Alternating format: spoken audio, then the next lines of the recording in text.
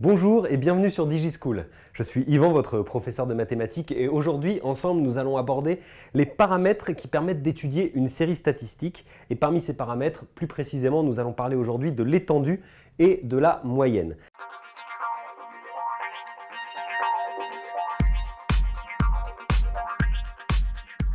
Si vous ne savez pas ce qu'est une série statistique, je vous invite à visionner la vidéo d'introduction aux statistiques avant de pouvoir démarrer l'étude des différents paramètres. Commençons tout de suite par étudier sur une série statistique particulière que j'ai pris ici en exemple et qui est représentée dans ce tableau, étudier ce qu'on appelle l'étendue et ensuite on verra la moyenne.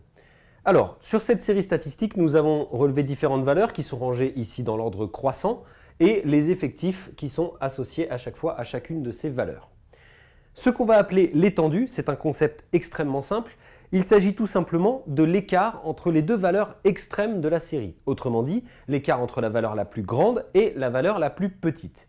L'étendue se calcule donc en faisant une simple soustraction entre la valeur la plus grande et la valeur la plus petite. Lorsque vous avez votre série qui est représentée dans un tableau comme ceci, rien de plus simple, vous prenez la valeur qui est la plus à droite et vous soustrayez la valeur qui est la plus à gauche. Ici, notre étendue va être égale à 8 moins 2, c'est-à-dire 6. Alors, cette étendue nous dit tout simplement que l'écart entre les deux valeurs les plus éloignées de cette série sera de 6. Alors tout va dépendre bien entendu du caractère qu'on étudie sur notre population, mais en soi, l'étendue n'a pas forcément beaucoup d'intérêt. Elle va avoir de l'intérêt lorsqu'on va comparer deux séries statistiques. Imaginons, deux classes de 3e passent le même contrôle, on relève les notes des élèves de chacun des élèves à ce contrôle et on va comparer l'étendue des deux classes. Plus l'étendue va être grande, plus il y aura d'écart entre l'élève qui a eu la meilleure note et l'élève qui a eu la moins bonne note. Plus l'étendue va être petite, moins il y aura d'écart entre celui qui a eu la meilleure note et celui qui a eu la moins bonne note. L'étendue en soi ne va pas forcément donner des informations positives ou négatives. Il va falloir relier ça à d'autres paramètres, comme par exemple la moyenne que nous allons étudier maintenant. La moyenne qui est quelque chose que vous connaissez bien, que vous savez calculer depuis très longtemps. Pour ce qui est d'une série statistique rangée dans un tableau, dans lequel on va avoir les valeurs et les effectifs, il existe une formule extrêmement simple qui va consister à chaque fois à multiplier la valeur par son effectif associé et à additionner tous ces résultats pour ensuite diviser par l'effectif total. Donc, pour ici, ça va nous donner 7 fois 2, plus 11 fois 3, plus 20 fois 5, plus 19 fois 6, plus 10 fois 7, plus 2 fois 8, le tout divisé par l'effectif total. Pour rappel, l'effectif total correspond tout simplement au nombre de données que l'on a récoltées dans notre étude statistique, autrement dit au nombre d'individus qui constituent la population. Donc ici, il suffit de faire 7 plus 11 plus 20 plus 19 plus 10 plus 2. On va le faire de tête. 11 plus 19 fait 30, 30 et 20 fait 50, 50 et 10 fait 60, 7 et 2 fait 9, donc ça nous fait 69. Nous allons donc diviser ceci par 69. Il nous suffit ensuite de prendre la calculatrice et de faire ce petit calcul.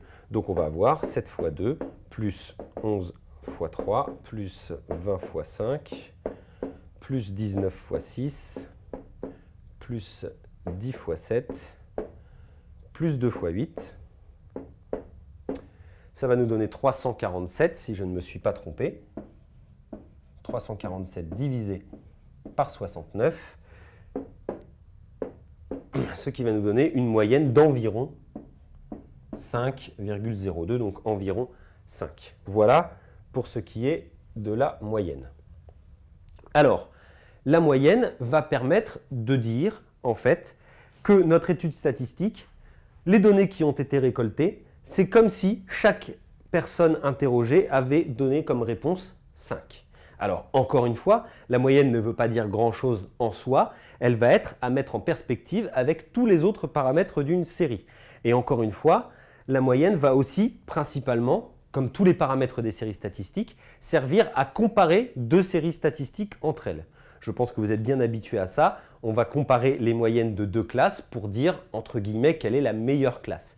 Même si, encore une fois, il faut relier cette moyenne à plusieurs choses. On peut avoir deux classes qui ont la même moyenne et qui vont avoir des étendues très différentes, deux classes qui ont des étendues identiques mais des moyennes très différentes, et il va falloir essayer de tirer des informations de tous ces paramètres.